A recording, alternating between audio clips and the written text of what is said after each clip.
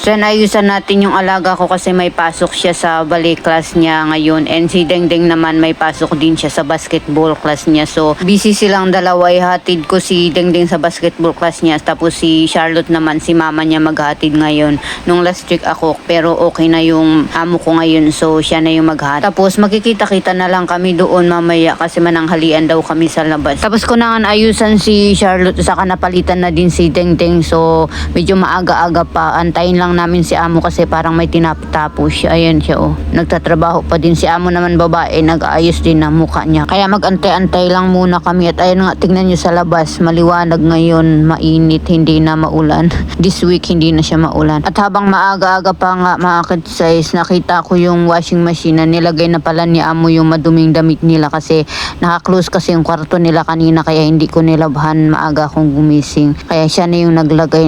Lagyan ko lang ng sabon and then yan, paikot lang natin and then iwan na natin din, sampay ko na lang pagbalik namin. Ay na mga size, papunta na kami sa basketball class ni Dengdeng. Ihatid lang kami ni amo lalaki and babalik siya kasi magpapakarwash siya. And then si amo naman babae at saka si Charlotte, iba naman yung pupuntahan nila. Medyo late kasi ng isang oras yung pagitan nila kaya ako maghatid kay Dengdeng, si Charlotte naman kay amo babae. Then makita-kita na lang kami mamaya doon kakain ng lunch.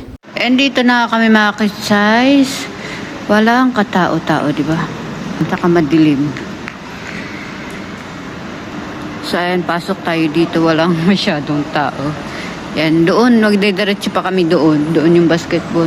Pati dito, close pa din. Last cheese na ng umaga to.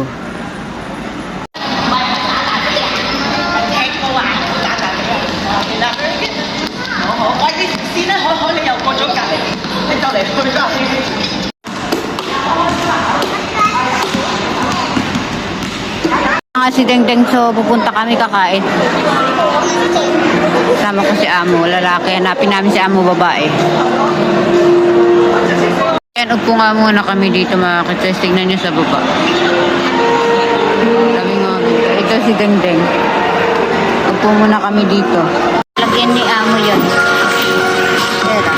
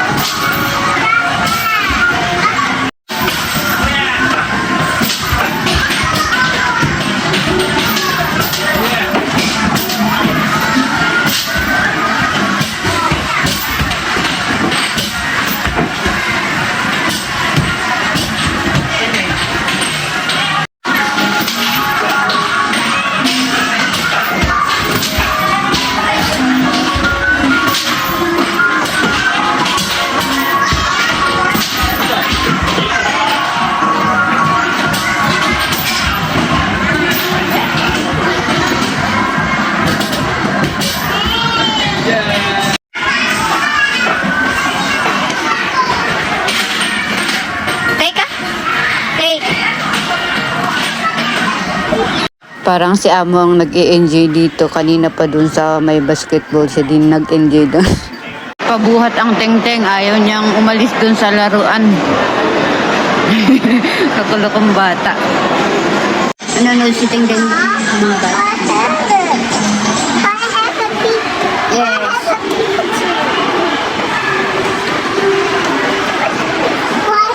Dumating na nga si amo babae at saka si Charlotte, so dumiretso kami dito sa may restaurant and naka-order na din sila ng mga pagkain. Dumating na din. Kain po tayo mga kids, samahan nyo kami. Yan si Dengdeng at Charlotte. 有啲包炸底，澱粉質啊。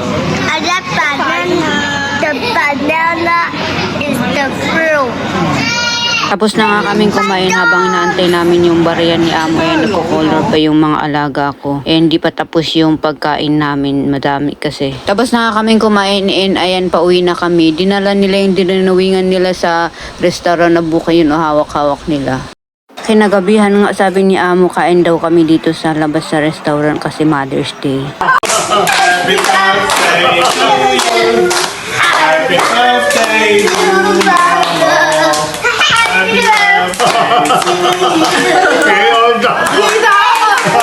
Happy birthday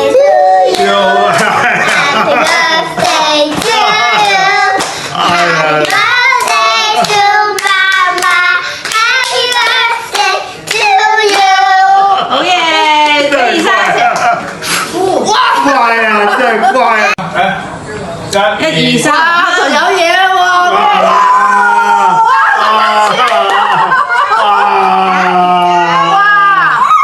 你起身啦！你起身咁多做咩啊？你個樣！